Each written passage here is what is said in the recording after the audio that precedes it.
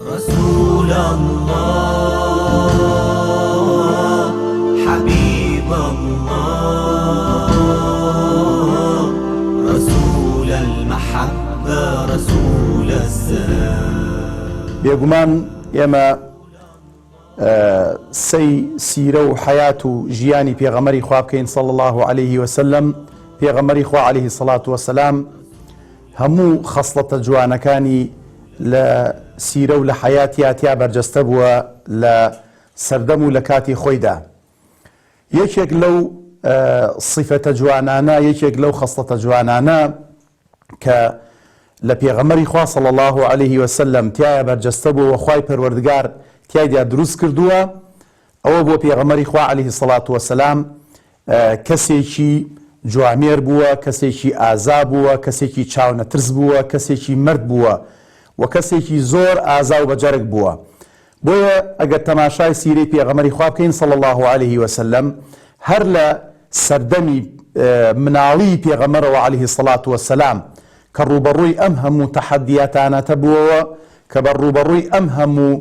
ناڕەحەتی و لەمپەرانی ڕێگا بۆتەوە،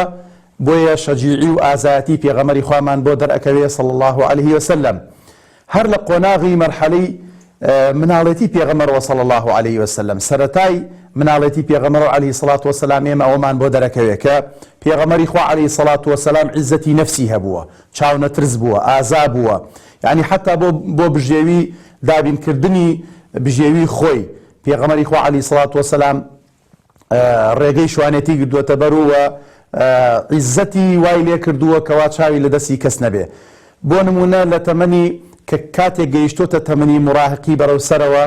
کە عولەما ئەفەرمون خوار 15 ساڵەوە بووە،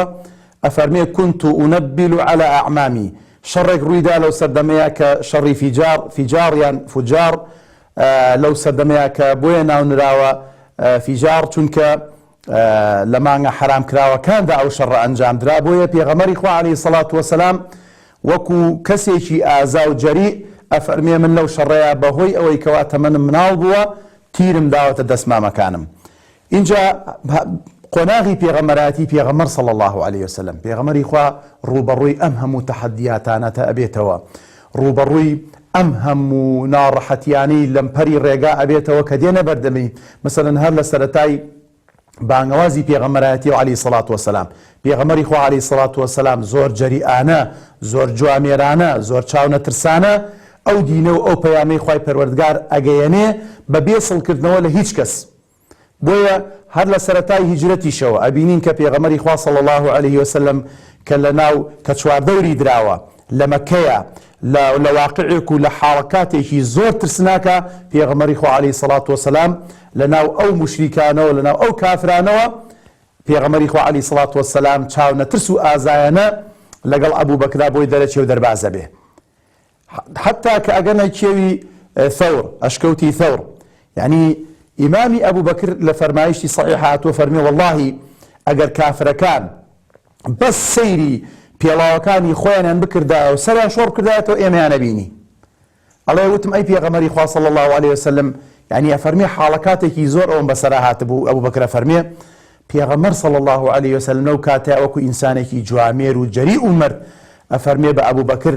لا تحزن إن الله معنا. خوای پەروەردگار ئەم مەشهەدەی تۆمار کردووە لە قورئانە لە سوورەتی تەوبە،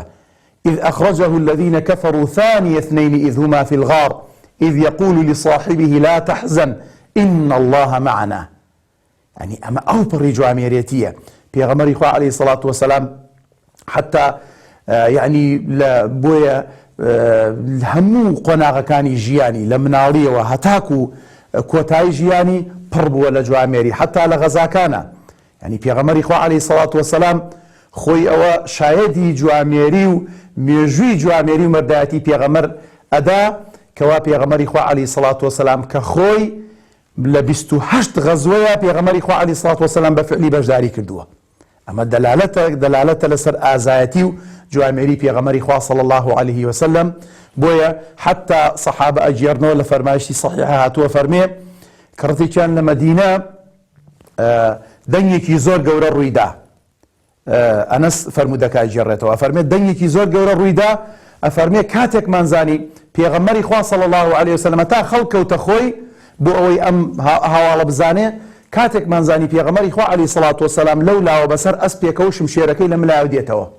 فەرمووی مەترسن و هیچ خەمتان نەبێ یعنی تەماشا بکە ئەمە ئیمامی عەلی ڕزا و ڕەحمەتی خوای لێ بێ فەرمووی ئێمە